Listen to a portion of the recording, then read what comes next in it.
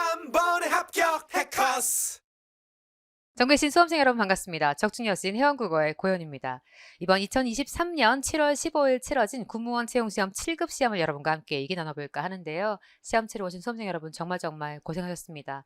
얼마나 또 시험장에서 많이 이렇게 막 조마조마하면서 푸셨을까 여러분의 그 심정이 좀 느껴지는 것 같기도 합니다. 다만 제가 조금 느끼는 체감은요. 9급 시험이 오히려 함정이 더 많지 않았나? 아마 7급 시험 치르신 분들은 아마 9급 시험지를 아직 보지 못하셨을 텐데 7급 시험이 훨씬 더 OX 깔끔하게 문제가 풀리는 유형이 많았다라는 생각이 들고요. 더불어 시간 면에서도 여러분이 다른 과목에 좀 분배하실 수 있도록 훨씬 더 국어가 좀 깔끔하게 출제된 것이 아닌가라는 생각을 저는 개인적으로 하고 있습니다. 여러분 어떻게 보셨는지 굉장히 궁금하고요. 그럼 지금부터 제가 원래 해설 강의 할 때 이렇게 잘난 척도 엄청 같이 이거 적중했어요 이렇게 하는 편인데 여러분들이 보시기 힘드신 부분이 좀 있을 것 같아서 이번부터는 좀 구별해서 그래서 잘난 척은 다음 기회로 미루고 이번 강좌는 해설에만 집중해 보도록 하겠습니다. 그럼 먼저 시험이 어떻게 출제되는지 먼저 확인을 해보도록 하죠. 독해 문제가 7문제까지 올라왔어요. 우리 7급 시험 문제였죠. 독해 문제가 한 문제 나온 적이 있었는데 그런데 7문제까지 7급에서 시험 문제가 올라왔다는 건 그만큼 독해가 비중이 높아지고 있고 인사혁신에서 발표한 내용은 7급도 당연히 귀 기울이고 있다라고 우리가 생각을 해볼 수가 있죠. 우리가 예상한 바대로였고요. 더불어 문법이 8개. 더불어 문학이 7개. 그래서 기존의 군무원 시험 문제가 가지고 있는 기조를 유지했어요. 그리고 어휘 문제가 3문제. 그래서 한자를 포함해 3문제가 출제가 되어서 역시 고득점을 가르는 데 아주 중요한 기폭제가 되었을 거라고 생각합니다. 그러면 저랑 지금부터 차근차근 1번 문제부터 이번 2023년 치러진 문제들을 한번 풀어보도록 할게요. 1번부터 가죠. 너는 다음 중 표준어끼리 짝지어진 것이 아닌 것. 몇 번 나가리 확실하다. 4번 나가리. 누구만 돼요? 그래 나루 너만 되고 그렛나루가 안 되죠 여러분. 그렛나루 너만 됩니다. 따라서 만날 맨날 everyday 가엾다 네가 비읍시옷 가엾어 가여워 가능하고요. 멀찌감치 멀찌가니 멀찍이 얼마든지 가능하죠. 정답은 4번을 찍었어야 해요. 2번 가자. 기억 틱에서 들어갈 단어를 순서대로 나열한 거 일단 읽으셔야죠 여러분. 1번 읽어줘요. 시작. 해명 그 옆에 발언 그 옆에 진술. 읽었다면 쉬워지는 거죠. 회사 측이 주민대표에게 언론 보도된 내용이 사실과 다르다라고 하는 거 뭐 해야 해? 다르다 밝혀줘야지. 그러니까 뭐라고 해야 해요? 해명을 해야 합니다. 더불어 그는 국회에서 국민의 기본권에 대해서 뭐 했어요? 말하다. 그러니까 뭐 써야 해? 발언. 사실 여러분이 이걸 각각 볼 수도 있지만 저는 이게 너무 명백했다고 생각해요. 피의자는 검사에게 뭐 해야 해? 진술. 너무 명백하지. 그러니까 진술. 와 있는 둘 중에서 여러분이 고르셨어야 하고 이거 2개 중에 적절한 거 다르다라는 것은 풀어줘야지. 그러니까 해명하는 것이 적절하고 단순하게 기본권이 있습니다에 대해서 말하는 거니까 발언 정도가 들어가면 좋겠다. 몇 번 찍어야 한다? 1번으로 찍었어야 하는 그런 문제. 3번. 다음 기사의 주장을 가장 잘 표현한 결국은 우리한테 이 글의 제목 격을 묻고 있는 거죠. 은폐가 쉬운 가정 내 아동학대에 대응하기 위해 만들어진 아동학대 처벌법을 소개합니다. 이 아동학대 처벌법이라는 것은 이런 목적하에 만들어졌어. 즉, 이 아동학대라는 것은 너무나 은폐가 쉽기 때문에 그래서 이것에 대응하기 위해서 이런 법을 만들었는데 이걸 학교에다가 일괄 적용하면서 교사가 학생의 문제 행동을 지적하거나 제지, 너 왜 그러니? 라고 지적하거나 제지하는 일까지 사람들이 악용하는 거죠. 뭐라고? 아동학대예요 라고 신고하는 일이 잦았다. 문제가 생겼죠. 아동학대 신고만으로도 학교장 판단에 따라 직위해제, 담임교체 조치. 그러니까 선생님은 이 신고만 들어오면 일의 어떤 내용을 전혀 확인하지 않은 상태에서 직위해제, 더불어 담임교사 바꿔가 가능해졌기 때문에 혹은 심지어 경찰조사를 받아야 하고 이등 교사들의 사기 저하와 생활지도 포기로 이어진다. 즉 이 아동학대 처벌법의 일괄 적용 때문에 교사들이 사기가 저하되고 생활지도가 포기되었다가 교사들의 아동학대에 대한 실태다. OX. 더불어 교사들이 직권을 남용하고 있고 교직 태만의 원인이다. OX. 그럼 둘 중 하나겠네요. 교사들의 강압적 태도 때문에 이런 문제가 생겼다. 아닌 것 같죠. 결국은 우리한테 명백하게 주진 않았지만 교사들이 사기가 저하됐어. 생활지도가 포기됐어. 따라서 뭐가 할까? 교직 만족도도 당연히 하락하게 되는 보다 원인이 되었다라고 우리가 얘기를 해볼 수가 있겠지. 정답 몇 번 찍어야 한다? 2번을 찍어야 한다. 아닌 걸 지우는 소거법으로 푸는 문제였음. 살짝 최근 어떤 사건이 생각나서 마음이 굉장히 아프네요. 4번 문제 갑시다. 의의 표준 발음에 대한 설명 중 맞지 않는 것을 고르래. 그래놓고 회의, 민주주, 의와 같이 이 음절 이하에 사용된 의는 뭐래? 의로 발음하는 것이 원칙. 다만 네가 뭐가 아니니까 조사가 아니니까 그러니까 뭐라고 발음할 수 있다? 이로 발음할 수 있다. 그러면 네가 만약 조사라면 우리 의, 마음, 반의, 반은 원칙은 뭐고? 의가 원칙. 의로 발음하는 것이 원칙은 변하지 않아요. 다만 조사라면 뭘 허용한다? 애를 허용한다. 우리 애, 마음, 반의 반 허용이 되죠. 둘 중에 하나 나가리구나. 다만 첫 번째 글자일 때 반드시 뭐로만? 의로만 발음해야 하고 나머지로 발음할 수가 없어요. 의자로 읽어야죠. 그런데 의 위에 자음이 올라가는 순간 너는 뭐로만 발음한다? 이로만 발음해. 그러니까 너는 의로 발음하는 게 원칙일 수가 없고 희망이 아니라 뭐라고요? 희망. 문의가 아니라 무니. 이로만 읽어야겠지. 몇 번 나가리다? 3번 나가리. 아니, 그러니까 이게 7급 문제인가 싶은 거예요. 다 OX. 여러분 잘 따라오셨어요? 5번 문제. 살짝 수준이 있었어. 너는 오정희의 소음공해. 제목이 뭐라고요? 소음공해. 아파트 어떤 곳에 살고 계시는지 궁금합니다. 혹은 뭐 집 어떤 곳에 살고 계시는지 궁금합니다. 소음으로부터 자유로우신가요? 아마 소음이 문제가 됐던 모양입니다. 위층의 소리는 멈추지 않았다. 드르륵거리는 소리에 머리카락이 오리 진저리를 치며 곤두서는 것 같았다. 뭐 했다? 시끄러웠다. 그래서 위층을 올라가 벨을 눌렀어. 뭔가 화가 난 것 같기도 하고. 그런데 안쪽에서 누구세요? 라고 묻는 소리가 들리고도 10분 가까이 지나서 문이 열렸어. 저라면 굉장히 화를 냈을 것 같아요. 뭐야? 문도 안 열고. 근데 이웃 사촌이라는데 아직 인사도 없이 라고 누가? 올라간 내가 준비했던 인사말과 함께 세상에 포장한 슬리퍼를 내밀려던 나. 그러니까 나가 등장했는데 나는 이런 말을 하고 싶었고 뭔가 슬리퍼를 포장해서 내밀고 싶었대요. 근데 첫 마디를 뗄 겨를도 없이 디르릉했다. 이 괄호안을 우리가 지금 여기까지 읽고 알 수 있다 없다? 없다. 뒤를 더 읽어야 해요, 여러분. 왜 이랬는지 봅시다. 좁은 현관을 꽉 채우며 휠체어에 앉은 여자가 달갑잖은 표정으로 나를 올려다보면서 안 그래도 바퀴를 갈아볼 작정이었어요. 소리가 좀 덜 나는 것으로요. 어쨌든 죄송해요. 도와주는 아줌마가 지금 안 계셔서 제 차 대접할 형편도 안 되네요. 여자의 텅 빈 허전한 하반신을 덮은 화사한 빛깔의 담요와 휠체어에서 황급히 시선을 떼며 뭐라고요? 황급히 시선을 떼며 왜요? 놀란 거지. 나는 왜 올라갔어요? 시끄러워서. 그러니까 시끄러우니까 조용히 하라고 심지어 뭐까지요? 슬리퍼까지 선물. 그러니까 나름 막 화내기보다 내가 조용히 하세요 이러지 않고 이거 좀 신으세요 라고 돌려서 뭔가 가서 이야기를 해볼 양으로 갔는데 나는 할 말을 잃은 채 부끄러움으로 얼굴만 붉히며 슬리퍼 든 손을 뒤로 감추었다. 내가 굉장히 뭐 했구나. 깜짝 놀랐구나. 내가 많이 당황했구나. 놀랐구나. 놀람. 내가 어쩔 줄 몰라함. 당황함. 얼마든지 뭐 이런 우리가 이야기를 해볼 수 있을 것 같아요. 1번 역시사지. OX. 입장 바꿔 생각해봐가 여기 왜 들어와? 더불어 3번 자승자박 OX. 내가 한 말이나 내가 한 행위가 나를 올감에다가 올 이유가 없죠. 그러면 2번 아니면 4번에서 여러분이 잘 골랐어요. 황당무계가 뭐예요? 근거가 없음.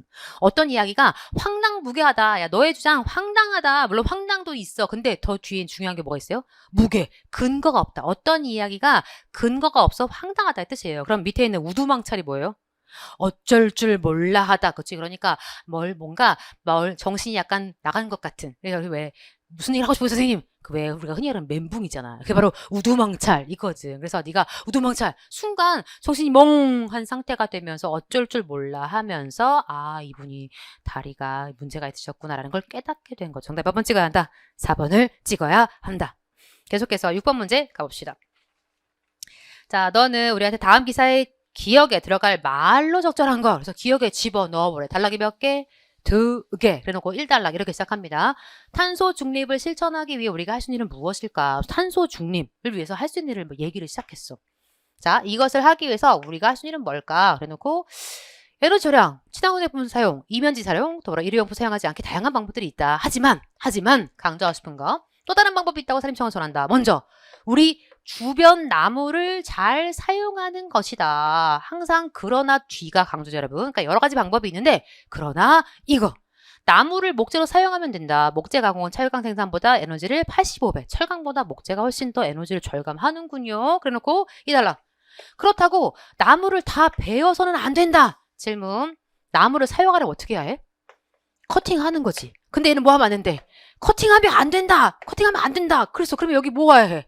그치? 왜인지 이유를 말해줘야죠. 하지만 걱정할 필요가 없다라고 선생님처럼 말한다. 왜인지 여러분 이유를 그대로 놔두고. 자, 4번. 나무를 베지 않고 숲의 공간을 활용하여 주택을 짓는다. 주택을 짓는다? 왜 멍멍이야. 4번 답이 될 수 없습니다. 3번.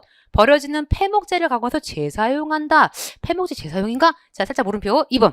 나무가 잘 자라는 열대지역에서 목재를 수입한다. OX. S. 수입 얘기하면 안 되지. 자, 1번. 목재를 보존하는 숲과 수확하는 숲을 따로 관리. 그러니까 뭐도 있고. 우리가 커팅해서 사용하는 뭐도 있구나. 수확하는 숲도 있고 뭐도 있구나. 배워서 안 돼 하는 무슨 숲도 있는겨? 보존하는 숲도 있기 때문이다. 산림청은 우리나라잖아. 그러니까 수입 얘기하면 어색하다. 그래서 2번은 절대로 답이 될 수가 없고 여러분은 2번과 3번 중에 몇 번을 찍어야 한다. 미안. 1번과 3번 중에 몇 번을 찍어야 한다. 1번을 찍어야 한다. 그래서 여러분은 1번과 3번 중에 너를 찍었다면 참 좋았을 것 같다. 자, 7번 문제 갑시다. 자, 다음은 현대 한국어의 발음 특성을 설명한 것이다. 맞지 않는 것을 고르시오. 너무 쉬웠죠, 여러분. 아래 이응과 초성의 이응과 강의 이응은 동일하다. OX, S. 그렇죠? 우리는 이 아래 이응은 없어도 발음을 합니다. 뭐가 없다? 음가가 없다. 음의 값어치가 제로예요. 그런데 강 할 때 너는 이거 있어야 돼. 없으면 안 돼. 없으면 안 돼. 이건 똑같은 얘기지. 있어야 돼. 반드시 너는 있어야 하고 없으면 안 되네. 그래서 강 발음하는 녀석의 동일한 가치를 가질 수가 없죠. 오히려 2, 3, 4가 살짝 여러분 생각해야 되는 녀석이었다. 초성에서 발음되는 치읓이 종성에서 발음돼요? 안 돼요? 안 돼요. 얘 발음 어떻게 돼요? 찻이라고 우리가 디귿으로 발음할 거잖아. 그러니까 맞는 진술. 더불어 종성에서 발음되는 모든 자음이 초성에서 발음된다. OX, S. 대표적으로 이응 같은 애가 대표적이에요. 종성에서 발음되지만 초성에서 발음되지가 않습니다. 더불어 모음과 모음 사이의 자음이 최대 2개까지. 어떤 경우를 말하는 걸까? 이런 경우. 그렇지? 그러니까 우리가 읽어봐요. 시작. 달가. 네가 이 뒤에 형식 형태소가 등장할 때 받침이 2개인 겹받침이 둘 다 발음되는 경우가 있어. 달가. 이런 경우는 모음과 모음 사이의 자음이 최대 2개까지 발음된다 라고 우리가 주장해 볼 수가 있겠지. 다만 2, 3, 4가 살짝 난도가 있으나 누가 명백하게 나가리 여러분. 1번이 나가리. 이런 거 시험지에 놓치면 진짜 슬프다죠 여러분. 8번 문제 갑니다. 8번 문제 띄어쓰기를 묻고 있죠. 1번 너는 그는 재산이 많을 뿐더러 OX, S. 왜요? 그치 우리가 을만 보고 정신 못 차리고 이거 용언의 관형형이구나 너 의존명사구나 아니라는 증거 어디 있어? 더러더러더러 뭐구나 리을 뿐더러 을 뿐더러 보다에 붙이면 볼 뿐더러 먹다에 붙이면 먹을 뿐더러가 돼야겠죠. 더불어 선물을 주기는커녕 주다를 지금 명사처럼 처리하고 는 보조사 커녕도 보조사 따라서 뭐 해야 해요?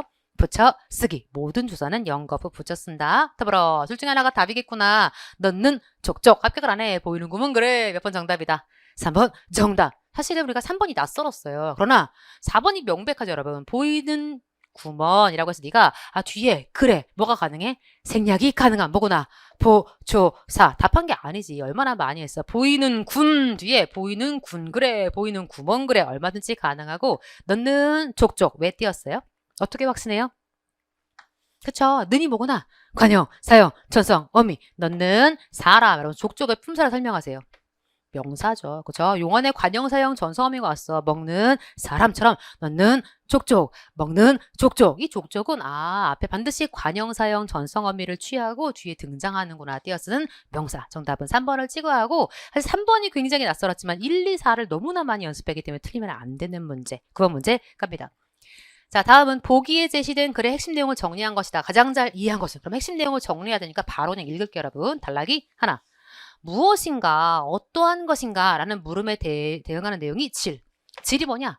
무엇인가, 어떠한 것인가. 이게 질이래. 그래놓고 자 어느 정도냐라는 어느 정도에 대한 물음에 대응하는 내용이 양. 양은 어느 정도냐 이런 거래. 그래놓고 책상이란 무엇인가, 책상이란 어떠한 것인가를 알기 위해서 책상을 찾으면 그것은 책을 읽거나 글을 쓰는 상으로 나와 있는데 이것이 책상을 의자와 찬장 및 그 밖의 유사한 사물들과 굽게두는 책상의 뭐다? 질이다. 그러니까 무엇인가, 책상이란 무엇인가 라고 우리가 엔터했으니까 우리가 이것에 대해 알아게 된 내용을 책상의 질이라고 소개하고 있어요. 그래놓고 예를 들어 이 책상의 높이가 어느 정도인가 라고 물으면 어느 정도인가 이거 무슨 얘기? 양에 대한 얘기죠 여러분.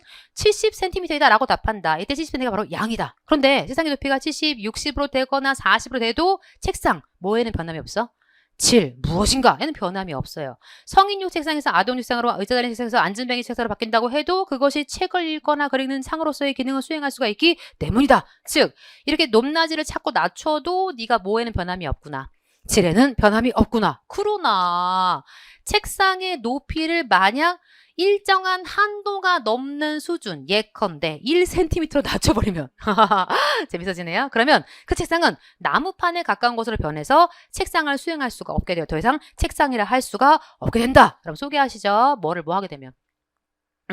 그러니까 우리한테 소개하기를 어느 정도인 양을 일정한 한도가 넘는 수준으로 바꿔버리면 뭐가 바뀌는구나. 질이 바뀐다 라고 소개한 글이야. 그 내용 잡으러 가면 되죠. 자, 1번. 양의 변화가 질의 변화를 초래했다. 그쵸? 양의 변화가 일정한 한도를 넘어가니까 질의 변화를 초래한 건 맞죠. 그런데 이 진술만 보면 every 양의 변화가 every 질의 변화다라는 의미가 되니까 약간 물음표 여러분. 그러니까 일정한 한도가 넘어가야 질의 변화를 초래하는 거잖아. 더불어 질의 변화가 양의 변화를 이끈다. 이 내용 우리가 알 수 없음이지. 제시된 글로부터 우리가 확인된 바가 없어요. 더불어 양의 변화가 누적. 이게 쌓이면 질의 변화. 그 얘기가 아니죠. 3번. 양의 변화는 일정한 한도 내에서는 질의 변화를 이끌지 못해. 그러니까 70cm, 60cm, 50cm, 40cm까지는 책상이야. 그런데 네가 어느 한도를 넘으면 네가 1cm가 돼버려. 그러면 뭐가 돼요? 책상이 아니야. 질의 변화를 초래한다. 명백하죠. 그러니까 핵심 뭐냐면 우리가 선택지를 읽는 여기다 힘을 주는 것보다 이렇게 글의 요점을 정리하라고 할 때는 이 박스를 읽는 것에 훨씬 더 힘을 줘야 한다를 확인케 하는 그런 문제였고 양의 변화, 질의 변화 모두 본래 상태로 환원되는 과정이기 때문에 뭔 명명인지 모르겠죠 여러분. 본질적으로 동일하다. 이 두 개가 동일하다라고 말할 수가 없죠. 두 개는 다른 거죠 여러분. 정답은 3번을 찍었어요. 10번 문제 갑시다. 뭐 이런 걸 냈어 우리한테. 그쵸? 격식체, 비격식체 무슨 높임? 상대 높임. 그래놓고 합쇼, 하오, 하게, 헤라체가 격식체고 해요체와 해체가 비격체다라고 기억, 니은, 디귿, 를 짝짓기를 했어요 여러분. 자 이대로 놔두고 내가 이 말을 함부로 했던 것 같네. 무슨 체? 하게, 자네 좀 듣게, 하게, 체라고 얘기해 볼 수가 있죠. 이게 꿈인지 생시인지 모르겠구려, 영감 모르겠구려, 무슨 체? 하오, 체. 그러니까 우리가 어떻게 외웠냐면, 이 하게체는 어미로 외우는 것보다 자네, 김군, 이런 말을 붙였을 때 어울려야 하고, 여기는 영감, 여보게, 뭐 여보, 뭐 이런 정도의 말이 와줬을 때 어울리는 말로 우리가 이해를 했고요. 더불어 해체, 뭐로 끝나요? 어로 끝나죠. 반말입니다. 그래서 계획대로 밀고 나가 존댓말 나가요가 되죠. 네가 해체가 확실합니다. 더불어 선생님 안녕히 계십시오. 뭔체 여러분? 합쇼체 명백한 너를 해요체라고 연결했어요. 몇 번 나가리다? 4번 너 나가리다. 이건 정말 7급을 우습게 본 거죠. 우리 공부한 걸 우습게 시험 문제를 좀 더 난도 있게 내주셔야 될 것 같은. 자 11번 문제 갑시다. 그러니까 9급보다 7급이 더 쉬웠다니까 여러분. 보세요. 자, 외래어 표기법에 맞는 거 휴즈, OX, S 고쳐주세요. 퓨즈. 커튼 아니고 뭐라고요? 커서 튼튼하다고. 뭐라고요? 커튼. 소가 코를 파는 뭐도 있다고? 소파도 있죠. 뭐라 행거가 뭐야? 행거가 뭐라고요? 하이 행어가 돼야겠죠. 모른다 치자. 이 세 개를 다 몰랐다 치자. 뭐가 확실해 여러분? 윈도우.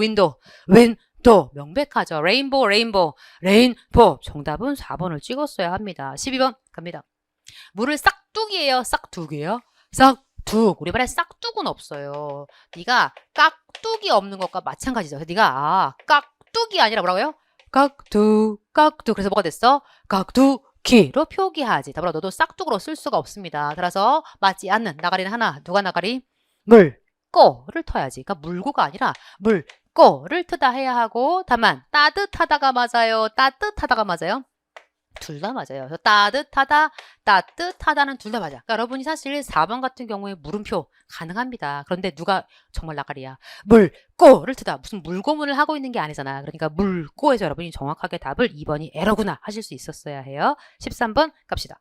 살짝 수준이 있었지. 7급 다 왔어. 보기는 단어에 결합되어 사용된 대의 특성을 설명한 것이다. 맞지 않는 것을 고르시오. 그래놓고 여러분 어디다가 일단 선을 하나 쫙 그었어야 해. 여기다가 선을 하나 쫙 그었어야지.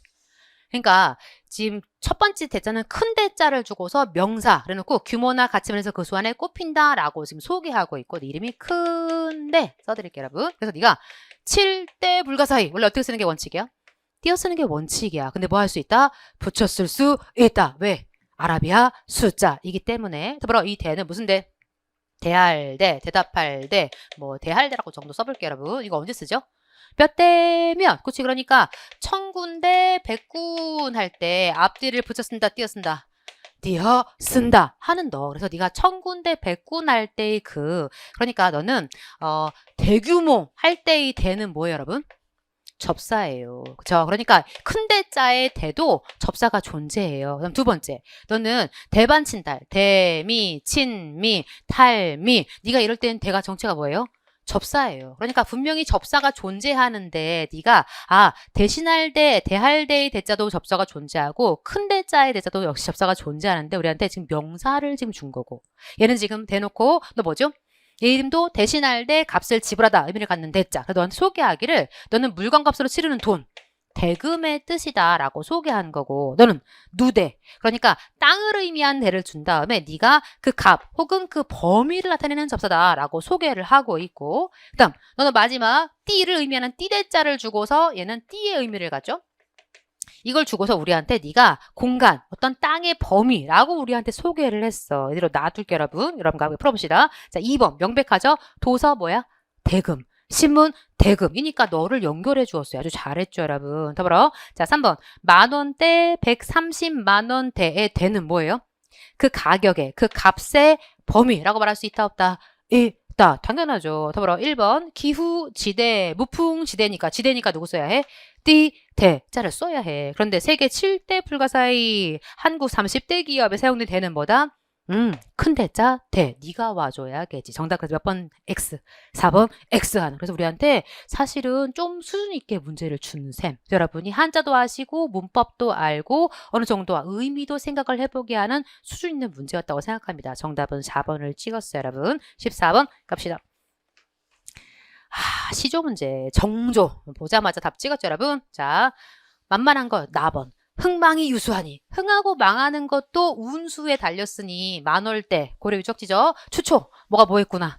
고려가 망했구나. 굳이 만월대가 가을풀로 가득하대. 이 고려 500년 왕업이 한낱 목독이 부는 피리에 붙어있으니, 석양에 지나는 객이, 따라 망했구나. 눈물겨하더라. 국망을 노래하고 있어요. 비슷한 노래 뭐가 있네요? 다.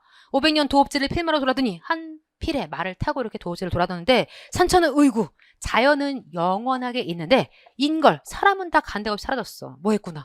망했구나. 어스버 고려 때의 태평양들이 다 꿈이런가 하노라. 나하고 다는 똑같이 나라가 망했어요. 맥수지탄을 깔고 있죠. 이 몸이 죽고 100번 고쳐 죽어 100골이 지소되어 넋이라도 있든 없든 내가 죽어서 100번 다시 죽어서 나의 이 뼈가 아주 가루, 흙이 되어서 넋이라도 먼지가 되어 있든 없든 간에 임향한 고려 왕조를 향한 나의 이 일편단심 충절이야. 가실 줄이 있으랴. 누구? 정몽주. 그러니까 나라에 대한 충절을 얘기해. 그러면 남는 누구를 찍어야 돼? 1번. 그치. 너는 이화에 월백하고 언제 들어봤어요? 이조년이라는 사람이 쓴 시를 많이 들어보셨죠? 게다가 얘 뒤에 또 나오지. 심지어 한자로 또 나왔지. 선택지. 문제 자체. 우리 시험에 여러분. 그래서 뒤에 우리한테 힌트를 준 거. 어디? 뒤로 와보시면.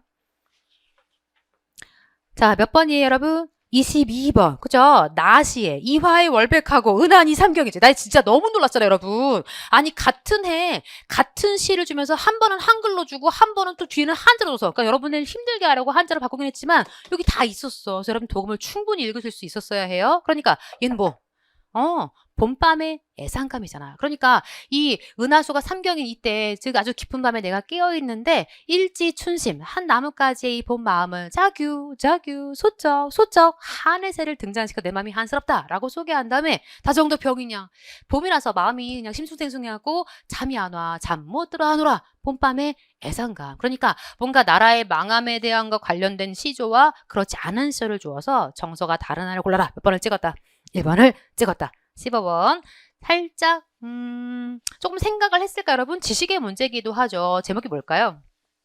여자 방해, 교중, 7번, 치루가 모한, 쟁론, 다툼에 관련된 것을 기록한 수필이기도 하죠. 바느질과 관련한 사물을 의논한 다음 소설에서 살짝 문제의 이의를 제기하고 싶죠. 이거 수필이잖아. 그런데 소설이라는 얘기를 했어요. 그래놓고 괄호 안에 들어갈 사물을 순서대로 바르게 나열한 거 그래놓고 두 다리를 빨리 놀려내다라 이르되 누가? 가위가, 그치? 가위가 두 다리가 있겠지. 가위가 두 다리를 빨리 돌려내더라 이르되 띠리링아 너 아무리 마련을 잘한들 네가 마련이 뭔데? 네가 마름질이라고 들어봤어요? 마름질을 잘한다 할지라도 버현에다가 뭐하게? 커팅하지 않으면 모양 제대로 되겠느냐? 즉 커팅 누가 하는데? 가위. 그러면 마름질은 누가 하게? 이거 제도 자. 야 자야 네가 아무리 마름질을 잘한다 한들 내가 커팅하지 않으면 모양 제대로 되겠느냐? 내 공과 내 덕이니. 지금 누가 잘난 척하는 중? 가위가 잘난 척하는 중. 옷 만드는데 야 네가 아무리 뭐 마름질을 잘한다고 해도 야 커팅 안 하면 옷이 되겠냐? 다 내 덕이다 라고 말하자 띠리링이 웃으며 말합니다. 옛말 고어에 이르기를 달게 입이 될지언정 소 뒤는 대지 말라 하였으니 띠리링은 새우의 뒤를 따라다니며 무슨 말하시나뇨. 얘의 특징은 새우가 누구예요? 새우각시 허리가 가늘어. 바늘 뒤를 따라다니면서 무슨 말 하시나뇨. 실로 얼굴이 아까워라. 얘의 두 번째 특징 뭐? 얼굴이 괜찮아. 그러니까 얼굴이 붉고 파랗고 뭐 이런가 봐. 그러니까 바늘 뒤를 따라다니면서 뭔가 얼굴은 참 괜찮은데 나는 소개합니다. 나는 매양 새우의 귀에 진리였으되. 즉 새우 바늘의 귀에 뭐 했구나? 찔리었으되. 낯가죽이 두꺼워 견딜만하고 나는 말도 않고 잘 참아. 나는 누구일까요? 골무, 그치? 그러니까 골무가 웃으면서 말하기를, 옛날에 이러기를 참 달게 입이 났지. 소의 꼬리는 되지 말랐는데 너는 꼬리구나. 누구 꼬리구나. 바늘 꼬리구나. 바늘 꼬리 뭐겠구나. 실이겠구나. 그치? 그러니까 야, 너 실은 너 바늘 따라다니면서 이렇게 막 얼굴은 좀 색깔이 있으니까 이제 잘생겼다라고 하면서 야, 나는 이래라고 얘기하죠. 이대로 놔두고 가위를 뭐라고 불러요? 교두라고 우리가 얘기해봐야지. 교두각시, 그죠? 자를 뭐라고 불러요? 척부인이라고 부를 거죠. 골무 뭐?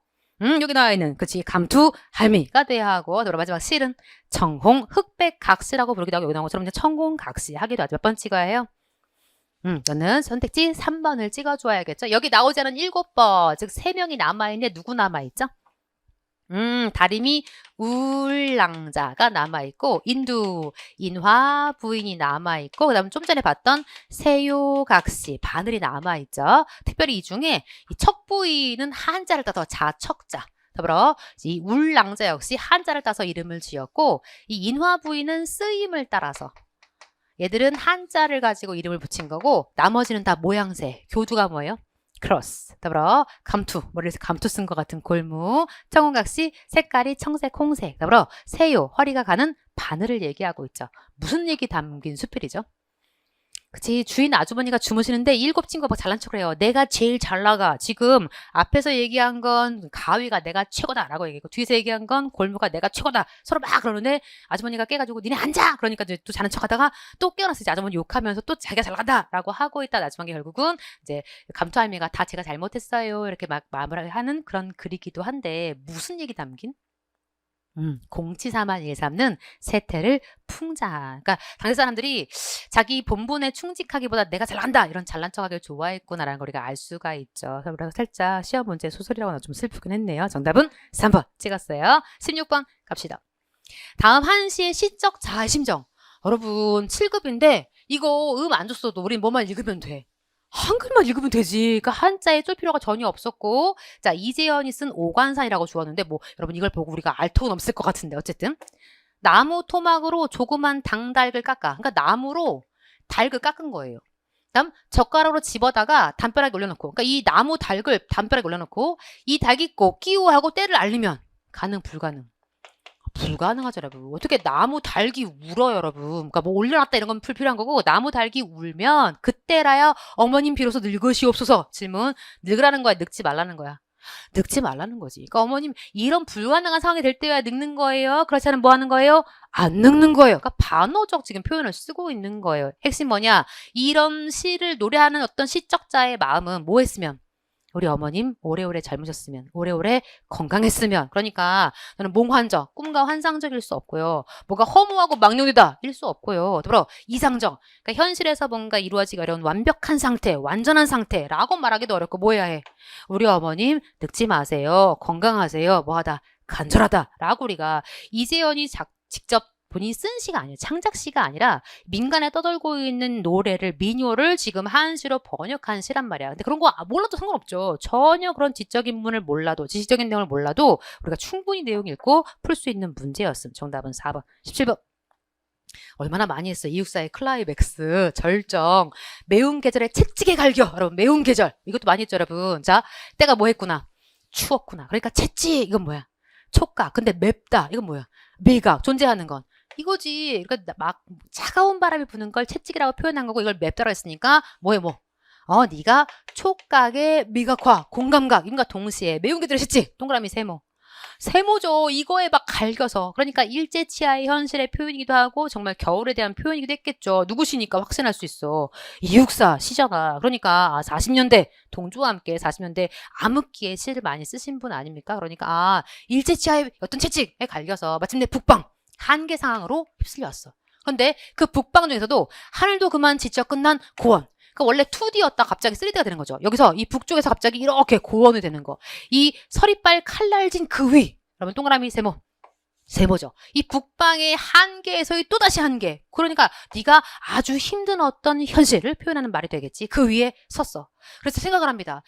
야, 내가 이렇게 극한 상황에 쫓기는데 내가 어디다 무릎을 꿇어야 되나? 한 발 제겨 디딜 곳조차 없다. 그러니까 뭐가 있었으면 좋겠는데.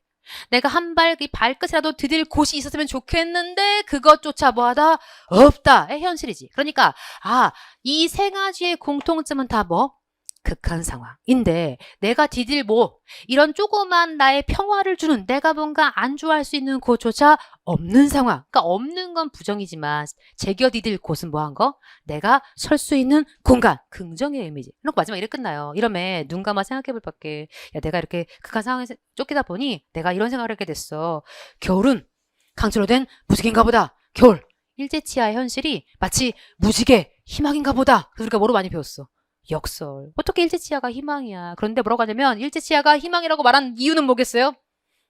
그 희망이 꼭 오고야 말 것이다. 꼭 오고 말게 하겠다라는 의지를 담은 표현이기 때문에 가능하고 네가 앞서 A는 B다 표현도 있으니까 은유도 있고 어떻게 겨울이 무지개야 이게 말이 안 되니까 역설도 있어서 여러분 다음 시험 준비하시는 분들은 이 대목도 같이 꼭 봐주셔야죠. 더불어 저희 제겨디디다가 이 현대국어의 표준어이고요. 너는 발끝으로 서다의 뜻이기도 하죠. 그래서 지금 발끝으로 설 공간 이런 나의 안주를 줄 나의 평안을 줄 이런 공간조차 없다. 그러니까 그 곳은 동그라미. 다만 그것이 없는 상황은 부정이 되어야 합니다. 정답은 4번을 찍었어야 해요, 여러분. 18번 갑시다.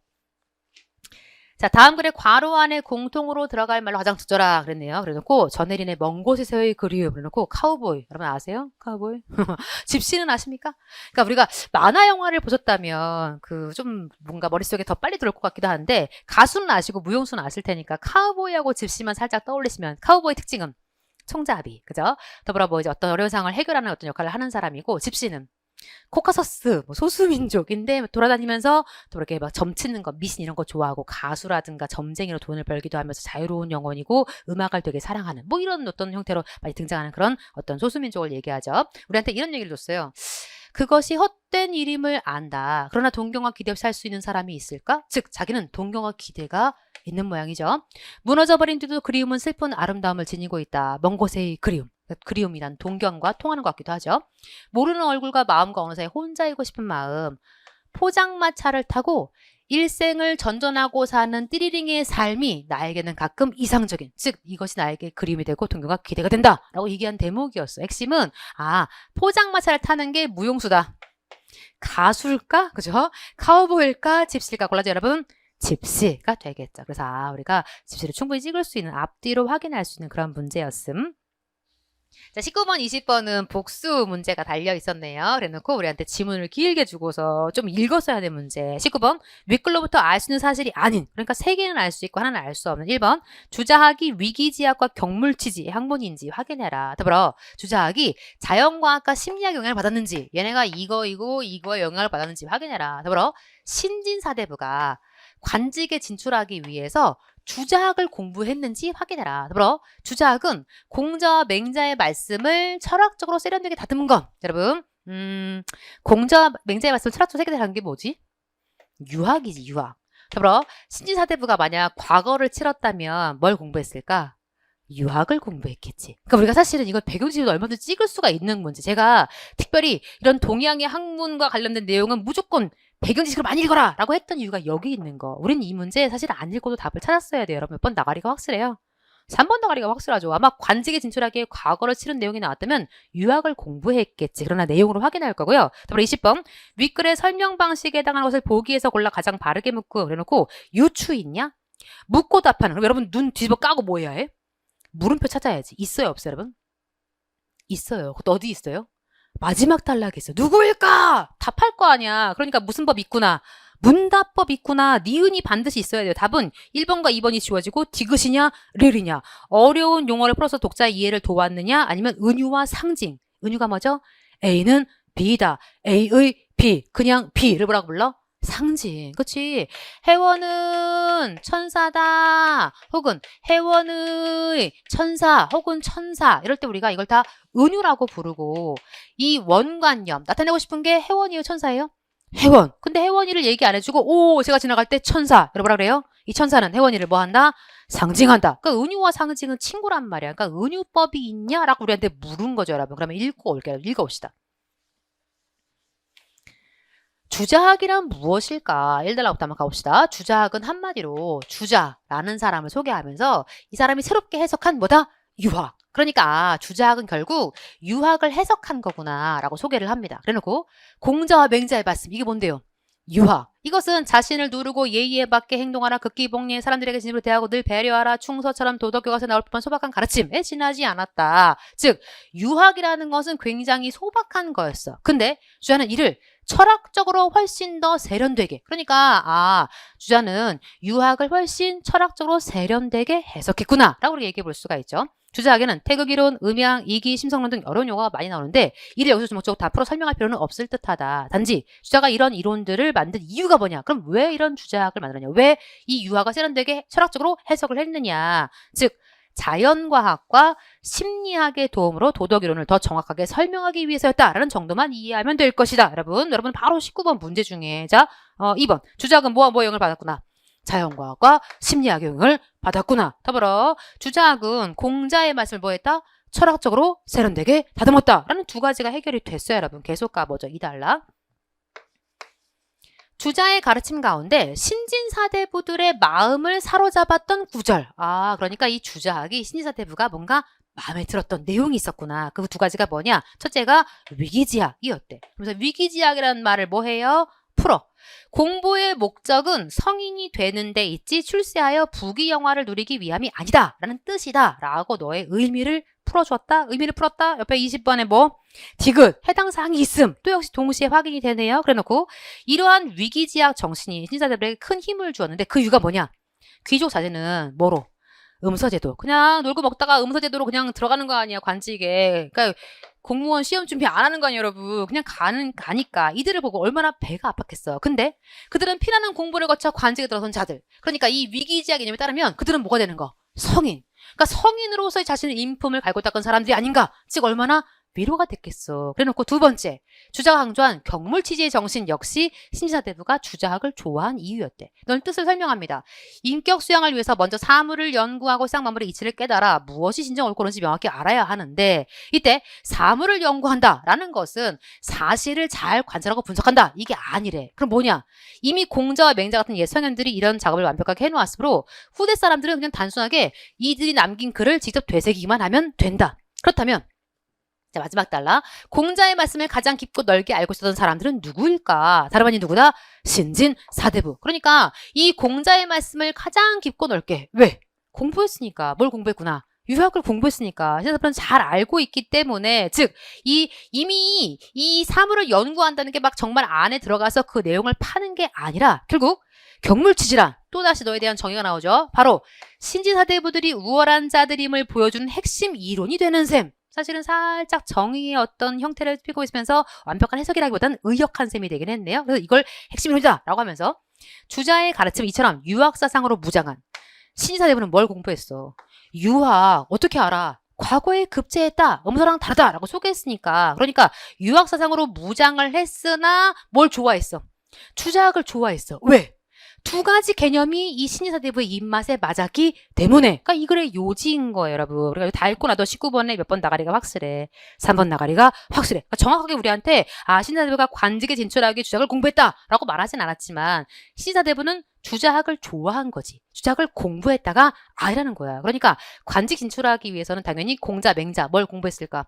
유학을 공부했다라고 우리가 추정도 가능하고 1번 주작은 위기지학과 경물치지 학문이라고 이미 이 글에서 전반적으로 얘기를 하고 있고 이 주작은 당연히 우리가 자연과학과 심리학을 받았다 또 확인했고 공자 맹자의 유학을 철학적으로 세련되게 다듬은 것도 확인해서 풀어도 좋겠죠. 두 가지가 있는 거. 전공법으로 푸는 방법이 하나가 있고 여러분이 알고 있는 배경 지식으로 푸는 방법도 이 문제에 통했다, 먹혔다 얘기해 볼 수가 있죠. 20번 역시 우리는 이미 물음표를 찾았어. 문답법이 있는 게 확실해. 아무리 읽어도 유추. 1대1 공통점 다른 범주의 기억은 눈에 씻고 찾아볼 수가 없고 은유와 상징 A가 B다 뭐 이렇게 상징을 뭔가 말하고 싶은 대목도 문학이 아니니까 특별히 나타나기가 어렵다지. 그러니까 우리가 위기지학은 명백하게 풀었고 뒤에 살짝 이 경물지지는 앞서 이렇게 말 푸는 듯 하다가 뒤에 의역을 하기도 했지만 어쨌든 개념을 풀고 있는 건 맞다라고 인정하는 건 가능하다는 거죠. 몇 번을 찍어야 해요? 3번을 찍어주어야겠죠. 21번 갑시다 여러분. 자, 21번 너는 우리한테 다음 글을 읽고 한국 정원의 특징을 표현한 거. 그래서 한국 정원의 특징을 찾으래. 그러면 바로 한번 읽어볼게요. 1단락. 중국의 4대 정원을 보면 이화원과 피서산장은 정원이 아니라 거대한 공원이라는 표현이 더 잘 맞다 라고 하면서 되게 크다. 이화원 크다. 피서산장 크다 하면서 정원 얘기를 합니다. 근데 여기는 중국 얘기였네. 졸정원, 유원은 사가의 정원으로서 그러니까 아마 개인의 정원인가 봐요. 평평한 대제 다물체육관의 자연을 인공적으로 재현한 것으로 특유의 웅장함과 기이함. 그러니까 중국의 정원의 특징은 커. 신기해. 그런데 창덕궁 후원과 같은 뭐가 없어. 그윽한 맛. 그러니까 이건 우리 거지 얘네는 없는 거야. 그러니까 그윽한 맛은 우리 거. 그래놓고 다음 단락 뭐 나와요? 일본 나와. 자, 일본에서는 교토의 천황가에서 지은 가스라이궁 그리고 지친 회유식 정원인 전룡사들 류지 그리고 석적으로 유명한 용안사 류안지 같은 사찰 정원이 명언으로 꼽힌다. 역시 정원을 소개한 다음에 이곳들은 인공의 정교로움과 아기자기한 디테일을 자랑하고 그러니까 일본 스타일답죠. 아주 인공적이고 아기자기하고 디테일 뭔가 자랑하고 있고 거기다 무사도 다도 어떤 선 이런 이미지를 강조해서 일본만의 독특한 미학이 있어. 더 중요한 건 뭐예요? 그러나 그치? 일본의 정원은 자연을 다듬어서 꾸민 조원 그러니까 조원이니까 뭔가 만들었어. 인공적인 어떤 정원의 콘셉트이기 때문에 이 콘셉트 자체가 다르고 우리 같은 뭐가 없다. 자연적인 맛이 없어. 일본은 인공적이기 때문에 자연적인 맛이 없구나. 그럼 우리나라 어때? 그게 자연적이야 라는 얘기가 나오는 거죠. 세 번째 단락 가봅시다. 자, 중국과 일본의 정원도 자연과의 어우러짐을 중시하지 않은 것은 아니었어. 그들도 이걸 중시하긴 했어. 그러니까 중국과 일본도 자연과 어우러짐 따지기는 했대. 근데 그런 정원을 우리가 원림이라고 부른다는 거죠. 이 원림을 경영하는 데는 울타리 바깥의 자연공간을 정원으로 끌어들이는 착용. 착용이 뭐냐? 이 자연과 어우러지기 위한 하나의 방식인데 울타리 바깥의 자연 경관을 이끌어들이는 게 착용이래. 이게 중요한 요소로 작용을 한다. 그러나 우리나라의 원림에서는 자연경관을 빌려놓은 착용 정도가 아니라 질문 착용이 있어요 없어요? 있어요. A만이 아니라 이건 당연하고 플러스 알파 자연경관 자체가 정원의 뼈대 자연경관이 그냥 정원이야. 정원으로 우리가 그걸 쓰겠다 이런 얘기인 거죠. 인공적인 조원이 아니라 앞서 일본이 인공적인 조원이었잖아. 근데 이게 아니라 자연경관을 뭐 하는 것이다? 경영하는 것이다. 우리는 그윽한 맛이 있고 자연의 맛이 있고 자연공간을 경영하는 게 우리의 특징이래. 산자락과 계곡이 즐비한 자연재에서 나온 우리만의 독특한 정원 형식이다. 사실 여기서 우리만의 특징에 대해서 이미 밝혔는데 뒤에 사족이 하나 붙었어요. 그럼 이런 얘기를 해요. 한국의 이러한 전통 정원을 두고 우리나라의 한 건축학자가 자연을 해석하고 적극적인 경관으로 건축한 것이라고 설명하였으며 우리나라를 방문한 프랑스 건축학회 회장 로랑 살로몽이 뭐라고 했냐면 한국의 전통 건축물은 단순한 건축물이 아니래. 그럼 뭐냐? 한국의 건축물은 그냥 그거 이꼬로 자연이고 풍경이다. 그러니까 건축물 자체가 이미 자연의 어떤 경지에 올랐다라고 칭찬했다는 거야. 그래놓고 인위적으로 세운 것이 아니라 자연 위에 그냥 얹혀있는 느낌이다. 즉 인위적이 절대로 아니다. 그런데 한국 전통 건축은 미학적 완성도가 아주 높다고 생각한다라고 우리나라의 전통 정원의 특징을 설명해 줬다는 거지. 무슨 얘기하고 싶은 거예요? 인공 아니라 그 자체가 자연이다. 강조한 이유는 1번 자연과 인공의 조화 OX S 왜? 이미 건축이 인공이 아니라고 말했잖아. 그러니까 자연과 인공의 조화가 아닌 거예요. 더불어 4번 자연의 재현 OX S 다시 나타냄 뭐 그런 얘기는 나오지도 않았어. 더불어 2번 아니면 3번을 찍어야죠. 자연의 착용 너는 있어 없어? 있어. 다만 플러스 알파 더 큰 뭐가 있다? 경영. 그러니까 몇 번 찍어야 해? 2번을 찍어야 하는 그런 문제였어요. 여러분 22번 문제 갑시다. 가라에서 가장 먼저 지어진 작품과 훈민정음 가장 먼저 여러분 훈민정음 가장 먼저 쓰여진 작품이 뭐지? 용매어천가. 그치. 훈민정음 창제가 1, 4, 4, 3. 반포가 1, 4, 4, 6. 근데 1, 4, 4, 5에 뭐가 나와요? 용매어천가. 등장하잖아. 네가 육룡이 나라자. 그 다음 두 번째 뭐 나와요? 뿌리 깊은 남간 바람에 아님일세 꽃 좋고 열매가 많다라는 네가 등장하잖아. 그럼 네가 뭐네? 훈민정음 최초. 그러니까 네가 들어가야 될 칸이 니은의 가. 몇 번 정답이 확실하다. 4번 정답 확실하다. 7급 OX 그 기조를 유지했다니까 여러분. 더불어 우리한테 가장 먼저 표기된 작품을 묻고 있어요. 가장 먼저 여러분 소개하세요. 누구? 라가 누군데? 중간에 후렴구 읽어보러 갈까? 이거죠. 시작. 시작. 경기 어떠하니 있고 당대에 기록됐다 기록되지 않았다. 기록됐다. 왜? 양반의 문학, 귀족 문학이거든. 너 뭐죠? 경기체가 언제? 고려 때 나는 누구시여요? 앞서 우리 봤잖아. 이조연의 이화의 월백하고의 시조. 이 사람이 13세기, 14세기 살았거든요. 그러니까 앞에 봤던 가보다는 먼저 쓰여진 건 맞지만 사실 우리가 살짝 네가 훈민정음 최초도 아니고 당연히 고려보다 뒤에 있다. 추정할 수가 있고요. 더불어 다. 와 내 병이야. 이 님의 탓이로다. 내가 번거로운데 다 님 때문이래. 차라리 사라져서 죽어서 뭐 되겠다. 호랑나비 되겠어. 그래서 꽃나무 가지마다 간드족족 앉았다가 향기 묻은 날개로 임의 옷에 옮기겠어. 님이야 나인지 모르셔도 나는 님을 쫓으려 하노라. 너 보게. 사민국. 그래서 우리가 송민국에서 뭐 나와요? 차라리 시어디어 네가 나 달이나 돼야겠어. 그래서 임 계신 곳에 환하게 비추겠어. 그랬더니 뭐라 그래? 아니야 그게 아니야. 너 뭐 구준비나 되셔서 등장하잖아. 그러니까 마지막을 줘서 우리가 알아차릴 수 있는 가사를 주고 있는 거죠. 정답 몇 번 찍어야 해요? 4번을 찍었어야 하는 문제. 그래서 생각보다 최근 문제가 정말 OX 유형을 계속해서 유지하고 싶구나. 뭐 이런 걸 확인하게 해준 문제이기도 하죠. 23번 가봅시다. 너 살짝 생각했어야 해요. 다음 글에 가에 들어갈 단어 해놓고 보기가 상형, 형성, 회의, 가차. 여러분 상형이 뭐예요? 한자를 만드는 방식인데 어떤 사물을 그대로 보고 본떠서 만드는 거죠. 그래서 너를 보고 우리가 날일자. 처음에는 여기 뭐 에너지가 있다 그랬다가 나중에 너를 이렇게 선으로 긋죠. 더불어 회의가 뭐예요? 글자를 모르는데 뜻과 뜻을 모아. 너는 하늘에 뜬 해, 밝은 거. 너는 하늘에 뜬 달, 밝은 거. 그래서 이름이 뭐예요? 밝을 명자가 돼. 핵심 뭐냐면 너는 뜻과 뜻을 합치기 때문에 뭐는 우리가 모른다? 음은 몰라. 다만 뜻을 추정할 수 있는 게 회의라는 이 한자를 만드는 방식. 그런데 형성이라는 방식은 한쪽은 음을 가지고 와요. 그러니까 우리가 이 글자를 뭐라고 읽어야 돼? 양. 분명히 이 양은 물론 상형자이기도 하죠. 근데 여기다가 물을 붙여버리면 물의 뜻을 담고 있는 이름 뭐다? 양이다. 그러니까 우리가 얘를 큰 바다 양이라고 읽지. 그래서 이 회의와 형성은 글자를 합친 방식인데 뜻과 뜻을 합친 거냐 아니면 뜻과 음을 합친 거냐의 차이가 있고 가차가 뭐죠? 가차?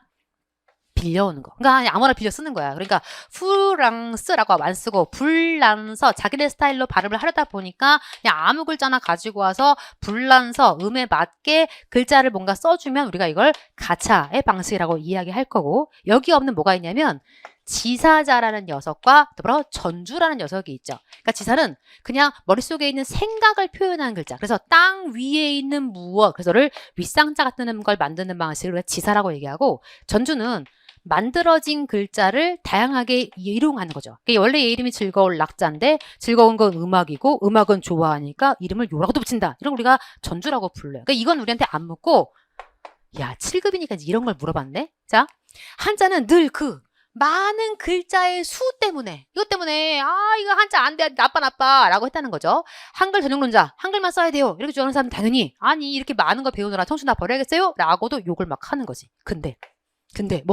그게 아니다 많지 않다 라는 주장이 나온 거예요. 핸드슨 교수가 이 점에 대해서 이 사람 왠지 중국 사람 아닌 것 같은데 자 명쾌하게 5만자 6만자 얘기하는데 이건 오도다. 실제로 1000자 정도면 중국어 문헌의 90%를 다 읽을 수가 있고 더불어 거기다가 글자들이 뿔뿔이 따로 만들어진 것이 아니고 대부분 뭐한 것이다? 합쳐진 방식으로 만들어져서 그렇게 대단히 뭐하다 아니다. 부담이 아니다. 그러니까 부담이 아니라면 일단 합쳐진 방식이 되니까 누구누구 지워야 돼? 4번과 1번은 합치는 게 포인트가 아니잖아. 그런데 부담을 더 줄여주려면 뜻과 뜻의 회의자일까 음을 알 수 있는 형성자일까? 그렇지. 부담을 더 줄이려면 음을 알 수 있는 형성자를 얘기해줘야 부담이 훨씬 더 줄겠지. 최소한 우리가 양을 읽는 사람은 양이라고 읽을 수 있을 테니까 얘를 일, 월 이라고 못 읽잖아. 그러니까 양을 줄여주는 방식의 형성을 쓰게 하는 7급 다운 문제가 하나 있었어요, 여러분. 그래서 우리한테 한자를 만드는 방식도 알고 있니?를 묻고 있는 그런 문제이기도 했네요. 24번 문제 갑시다. 24번, 25번은 복수 문제였어. 그래놓고 채만식의 논 이야기를 주고 24번은 어휘 문제. 25번은 한생원의 생각과 가장 거리가 먼 것을 골라라. 그래서 여러분 이런 거 함께 풀어볼게요. 25번 뭐라고 했냐면 독립이라는 것이 소장농의 삶에 아무런 영향을 하나도, 여러분 좋아하는 1도, 사실 이거 표준어는 아닌데 1도 영향이 없었다. 그 얘기가 나오는지. 2번 해방이 되어도 나라가 사회의 모순을 해결하지 못할 것이다. 나라의 뭔가 모순 해결 이런 얘기가 있는지 확인해라. 3번 독립은 구한국제로 돌아가는 것이다. 이런 내용이 있는지 확인해라. 4번 소장농의 궁핍한 삶에는 국가의 책임이 적지 않다. 뭐하다? 일부 있다. 그러니까 소장농이 이렇게 뭔가 가난하게 사는 건 국가의 책임이 있다. 이런 내용이 있는지 확인하려 여러분. 한번 읽으면서 가봅시다. 이런 일을 생각하면 한생원도 미상불, 안일미, 맛볼상, 더불어 안일불, 아닌 게 아니라 과연, 맛보지 않은 게 아니라 그 과연, 즉 아닌 게 아니라 과연, 다행스럽지 아니한 것은 아니었다. 즉 이중부정이니까 지워버릴게요, 여러분. 이런 일 생각하면 한생원도 뭐한 부분이 있었구나. 다행스러운 부분이 있었어. 그러니까 뭔가 다행이긴 해. 근데 그것뿐 신통하지는 않았대. 그래놓고 독립이 되기로서니 가난뱅이 농투성이가 벼랑간 나으리 주사가 될 리가 만무했다. 가난뱅이 농투성이 뭐예요? 농부를 낮춰하는 말이에요. 그러니까 가난뱅이 농부가 남의 세토가 뭐겠어요, 여러분? 세를 내야 하는 땅. 그러니까 자기가 이 땅을 빌려 쓰고 벼를 새로 내야 하는 땅이 세토. 그러니까 이 남의 땅을 얻어서 비지땀 흘려가면서 1년 농사 지어서 절반도 넘는 도지가 뭘까, 여러분?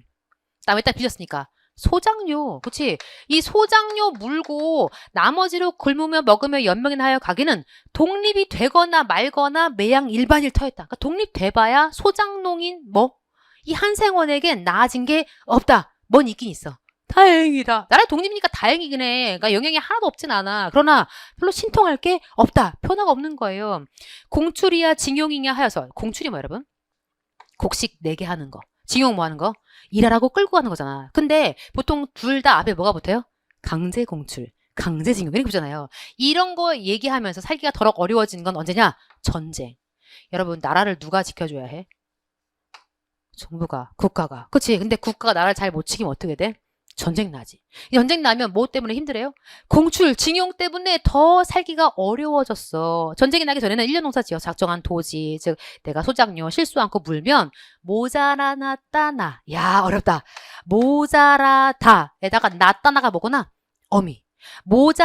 모자라나마, 모자라더라도 라는 말에 사투리예요, 여러분. 그러니까 우리가 여러분 알고 있는, 이제 여러분은 저걸 보고 이걸 떠올렸을 수도 있거든. 그 말 맞다나.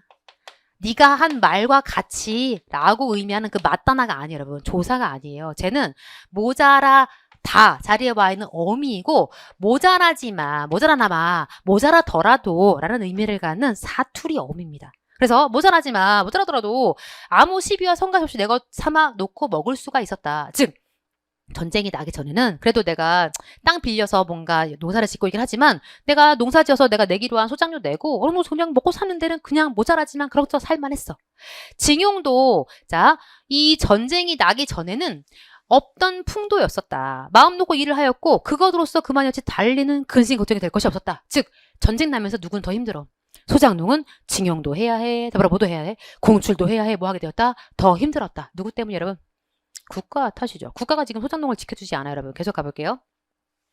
전쟁 사품, 사품이란 말은 때문이란 뜻이에요. 전쟁 때문에 생겨난 공출, 징용인이 하는 것이 전쟁이 끝이 남으로써 없어진 다음에야 독립되기 전 일본 정치비 돼도 남의 새도 없고 도지 물고 나머지나 천신하는 가난뱅이 농촌에서 벗어날 것이 없을 텐데 한간 전쟁이 끝이 나서 공출과 징용이 없어진 것이 다행일 따름이지 독립이 되었다고 만세를 부리면 날뛰고 할 흥이 한생원으로 나는 것이 없었다.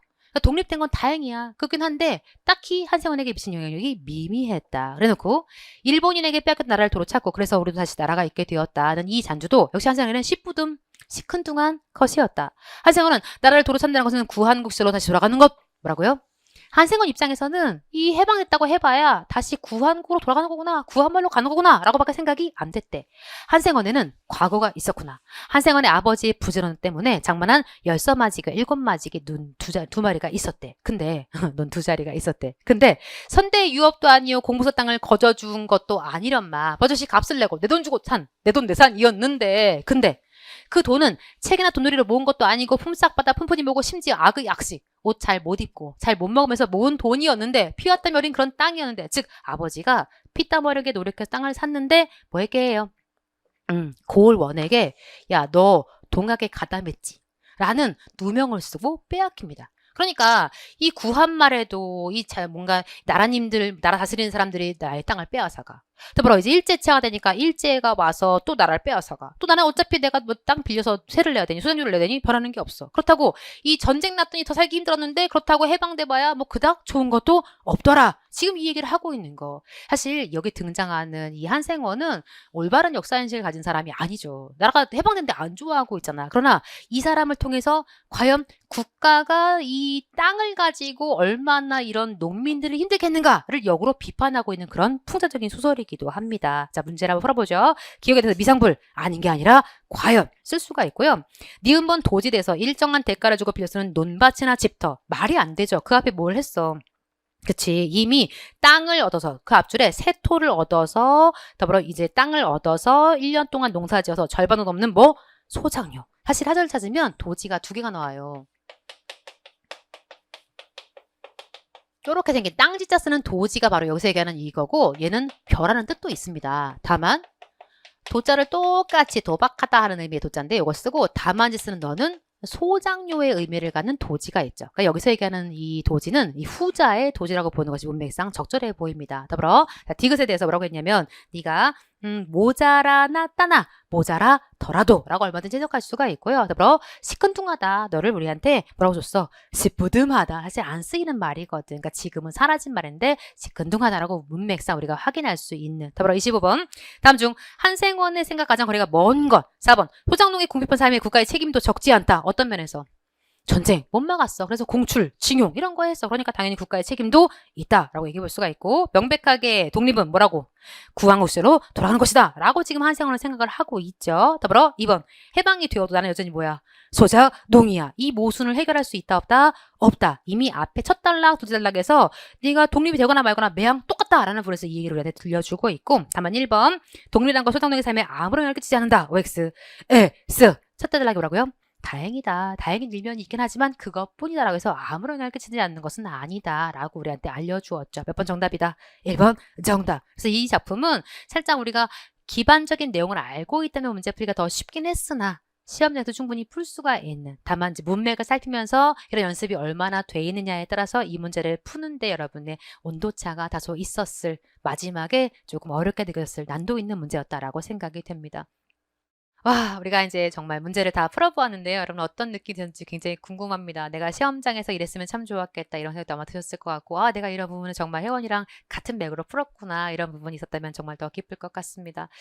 시험장 다녀오신 수험생 여러분 정말 고생하셨고, 무엇보다 여러분이 원하는 그 합격의 기쁨이 여러분의 것이 되기를, 여러분이 합격의 주인공이 되기를 강력히 온 우주의 힘을 모아 응원합니다. 더불어 이 다음 시험을 준비하신 수험생 여러분, 아, 7급 문제가 이렇구나 확인부터 하셔야죠. 7급 문제가 지엽적이라더니 이렇게 지엽적이구나. 7급 문제가 난도가 있다더니 이렇게 난도가 있구나. 먼저 여러분 유형을 확인하시고, 아, 나는 이런 부분은 잘하고 있는데 이런 부분이 안 되는구나. 여러분의 스스로의 강점과 약점도 확인하시고, 강점은 더 키워가시고 약점은 커버하시면서 혜원고가 함께 군무원 7급 합격의 주인공이 꼭 되시면 좋겠습니다. 저는 여기까지입니다. 감사합니다.